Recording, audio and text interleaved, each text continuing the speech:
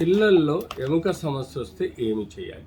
మనం పిల్లల్లో ఎముక సమస్యలు అనేది పుట్టి నుంచి మనం చూడొచ్చు. దాన్ని రికెట్షియా డిజీజ్ అంటాం. అంటే రికెట్షియా అంటే బోన్లో క్వాలిటీ విటమిన్ డి, కాల్షియం తక్కువ ఉండడం, పిల్లల్లో న్యూట్రిషన్ పోషకాహారం సరైన లేని కొన్ని ప్రాంతాలలో ఈ ఎండకు ఎక్స్పోజ్ సరిగా లేని కారణాల వలన వాళ్ళలో విటమిన్ డి కానీ కాల్షియం కానీ నిష్పత్తి సరైన పద్ధతిలో లేకపోతే వీళ్ళకి రికెట్షియా అని ఒక బోన్ డిజీజ్తో పాటు బోన్లో ఒక డీఫార్మిటీ కూడా వచ్చే ఆస్కారం స్పెషల్లీ మనం మోకాలు ఎక్స్రేలో తెలుసుకోవడం జరుగుతుంది.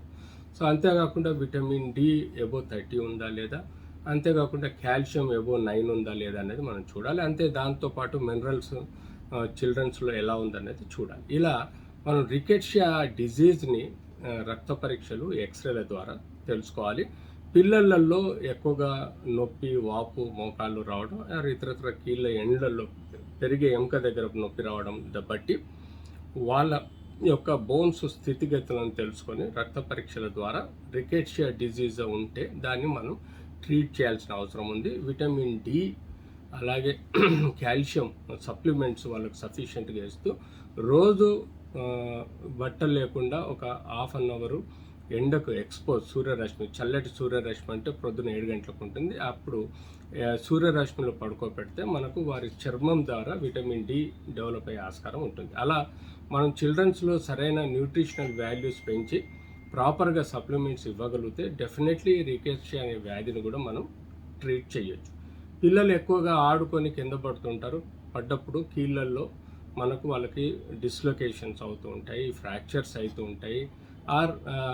కీళ్ళల్లో బ్లడ్ క్లాట్ వచ్చి సెప్టిక్ ఆర్థరైటిస్ కూడా వచ్చే ఆస్కారం ఉంటుంది. యూజువల్గా పిల్లలు చెప్పరు, కానీ కొన్ని రోజుల తర్వాత ఆ బ్లడ్ క్లాట్ వలన బ్యాక్టీరియా డెవలప్ అయ్యి సెప్టిక్ ఆర్థరైటిస్ అనేది డెవలప్ అయ్యే సమస్యలు ఉంటాయి.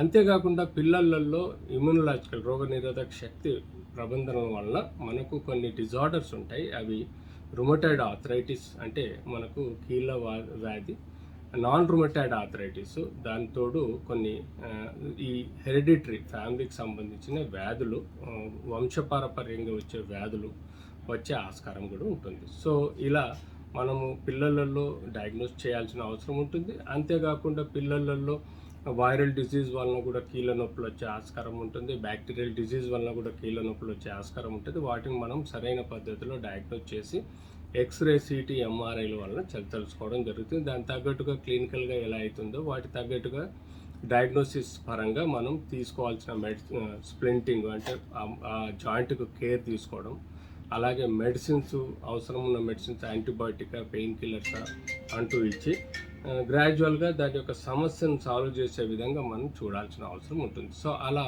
మనం ఈ యొక్క పిల్లలలో జరిగే నొప్పులు, ఎముకల సమస్యల్ని మనం చూసి కంజెనిటల్ డిజార్డర్స్లలో బోన్ డిఫార్మిటీస్ ఉంటాయి, బోన్స్ సరిగ్గా ఫామ్ కాని పద్ధతులలో కొన్ని కంజెనిటల్ డిఫార్మిటీస్ ఉంటాయి. వాటిని బోన్ బెండ్ అయిపోయి కొన్ని ఆస్ట్రోజెన్సిస్ ఇంపర్ఫెక్ట్ లాంటి వ్యాధులలో కూడా మనం చూస్తుంటాం. ఇలాంటి ఏవైతే బోన్ ఎముకల సమస్యలు చిన్నపిల్లలు వస్తుంటాయో వాటిని క్లినికల్గా ఎక్స్రే, సిటీ, ఎంఆర్ఐ ద్వారా తెలుసుకొని వాటిని సరైన పద్ధతిలో ట్రీట్ చేయాల్సిన అవసరం ఉంటుంది.